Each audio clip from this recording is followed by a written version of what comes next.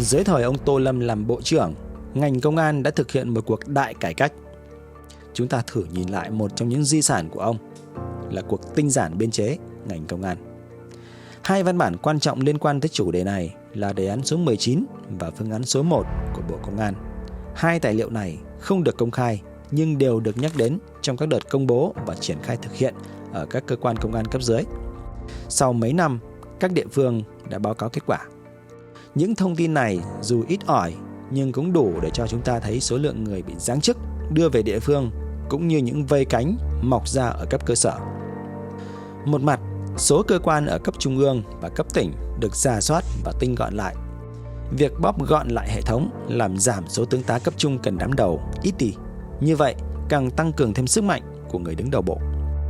Mặt khác, số công an cấp cơ sở nở phình ra, mở thêm nhiều tai mắt vào hệ thống trên Z ở địa phương. Việc tinh giản bộ máy của Bộ Công an nằm trong một cuộc đại tinh giản biên chế các cơ quan chính phủ ở rất nhiều bộ ngành. Trong đó, Việt Nam cắt giảm tới 25 tổng cục của các bộ và cơ quan ngang bộ. Tuy nhiên, riêng tại Bộ Công an, cuộc tinh giản bộ máy này lại có ý nghĩa chính trị đặc biệt, do đây là một bộ đặc thù, có quyền lực và quy mô vô cùng lớn.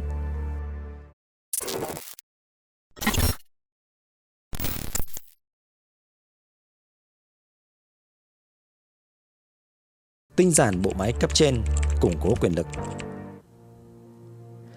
Năm 2018, Bộ Công an triển khai Nghị định số 01/2018 NDCP quy định chức năng, nhiệm vụ, quyền hạn và cơ cấu tổ chức của bộ này. Cần nói thêm một chút về nghị định này. Nếu bạn tìm số nghị định này trên mạng, bạn sẽ thấy nó là một văn bản được ban hành ngày 3 tháng 1 năm 2018, quy định về điều lệ tổ chức và hoạt động của Tổng Công ty Lương thực miền Bắc, chẳng liên quan gì tới Bộ Công an.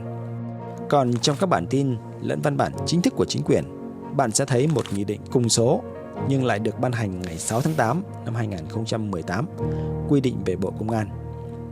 Nếu để ý, bạn sẽ thấy Nghị định số 01 bao giờ cũng được ban hành vào tháng 1 của năm. Không thể có chuyện tới tháng 8 mới ban hành nghị định đầu tiên trong năm. Đây là chuyện khó hiểu. Quay trở lại với vấn đề chính, Bộ Công an đã nghiên cứu lại thực trạng bố trí cán bộ của các đơn vị cơ quan cấp bộ tại thành phố Hồ Chí Minh và Đà Nẵng, đối chiếu với nhu cầu thực tế, rồi tái cơ cấu các cơ quan này cho phù hợp với mô hình tổ chức mới. Kết quả là sau một năm, tính đến ngày 1 tháng 6 năm 2019, các cơ quan của Bộ Công an đã giảm 1.322 người.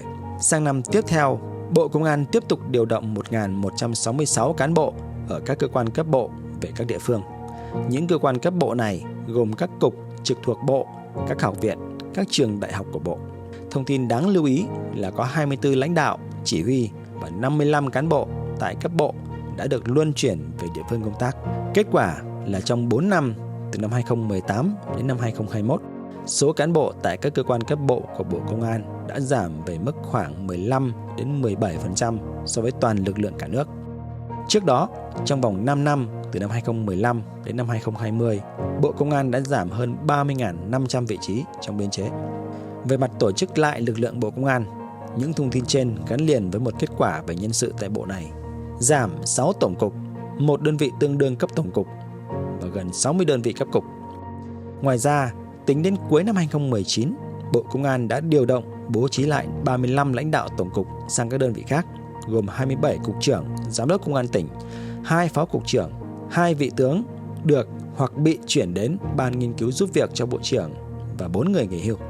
Bộ này còn điều động 421 lãnh đạo cục, trong đó có 418 lãnh đạo giữ các vị trí cục trưởng, phó cục trưởng, giám đốc, phó giám đốc công an địa phương. Kết quả, ông Tô Lâm đã giảm biên chế cơ quan cấp bộ và mở rộng nhân lực cho công an địa phương với 2.669 cán bộ. Những thông tin này có ý nghĩa gì? Bộ Công an Việt Nam là cơ quan có quy mô rất lớn với các đơn vị trải rộng qua nhiều lĩnh vực, từ tình báo, điều tra tội phạm, an ninh nội địa đến giao thông, phòng cháy chữa cháy, hải quan. Nếu so sánh với các cơ quan phụ trách về an ninh ở một nước dân chủ, Bộ Công an Việt Nam sẽ được tách ra thành nhiều bộ, cơ quan ngang bộ hoặc phân chia các cục sang nhiều bộ ngành khác nhau. Ví dụ, nếu ở Mỹ thì đó sẽ là Bộ An ninh Nội địa, Cục Tình báo Trung ương, trực thuộc Phủ Tổng thống, Cục Điều tra Liên bang, trực thuộc Bộ Tư pháp, Cục Quản lý Trại giam, trực thuộc Bộ Tư pháp, và nhiều cơ quan khác. Quy mô quá lớn dẫn đến điều gì? Các vị tướng cấp trung phụ trách các tổng cục, tức là nhánh quyền lực khác nhau, đều có lực lượng của riêng họ. Do đó, quyền lực của các vị tướng cấp trung trở nên lớn không kém gì một bộ trưởng phụ trách ngành tương đương ở các nước dân chủ. Thực tế, nhiều tướng tá cấp trung nắm quyền một lực lượng nhất định nói trên có thể làm cho quyền lực bộ trưởng công an bị suy yếu.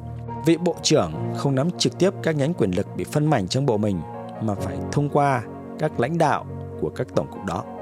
Trong lần cải cách này, Bộ Công an của Đại tướng Tô Lâm đã cắt bỏ 6 tổng cục. Kết quả của việc cắt bỏ các tổng cục trung gian này là gì?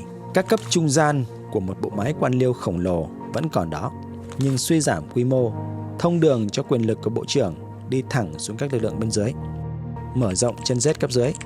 Như đã nói ở phần đầu, cuộc cách mạng tinh giản biên chế, cắt bỏ 25 tổng cục của các cơ quan cấp bộ không chỉ diễn ra riêng ở Bộ Công an. Nhưng Bộ Công an không giống như các bộ khác ở một điểm đặc biệt. Trong khi cắt giảm các cơ quan trung gian, thì Bộ Công an lại mở rộng nhân sự tại các cấp cơ sở. Còn các bộ khác thì suy giảm nhân lực ở tất cả các cấp. Năm 2020, ông Tô Lâm đề xuất tăng gấp đôi lực lượng an ninh cơ sở. Báo Thanh niên dẫn lời Bộ trưởng Công an Tô Lâm khi đó cho biết, sau khi thống nhất lực lượng an ninh cơ sở thì toàn lực lượng có khoảng 1,5 triệu người. Con số 1,5 triệu người thuộc lực lượng an ninh cơ sở này có nghĩa là gì? Nghĩa là như chủ nhiệm Ủy ban Pháp luật, ông Hoàng Thanh Tùng đã nhận xét rằng trên thực tế khi triển khai quy định tại dự luật này thì nhân lực sẽ tăng gấp đôi từ hơn 741.000 người lên 1,5 triệu người.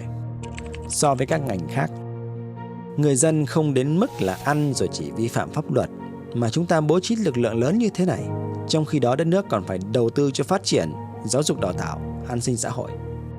Đó là nhận xét của đại biểu Quốc hội Nguyễn Mai Bộ trước vấn đề phình to bộ máy công an cấp cơ sở. Hãy thử so sánh với các ngành khác như y tế, giáo dục. Đối với ngành y, Chính phủ công bố quy hoạch mạng lưới y tế thời kỳ 2021-2030, trong đó đặt mục tiêu đến năm 2025 sẽ có 33 giường bệnh và 15 bác sĩ trên 10.000 dân, tăng từ con số 32 giường bệnh và 12,5 bác sĩ hiện nay. Đối với ngành giáo dục, năm 2022, Việt Nam thiếu khoảng 100.000 giáo viên. Sang năm 2023, tình hình nghiêm trọng hơn, thiếu hụt thêm hơn 11.000 người, nâng con số thiếu hụt lên 118.253 giáo viên. Trong khi đang thiếu giáo viên như vậy, thì năm học 2022-2023, hơn 9.000 giáo viên bỏ việc.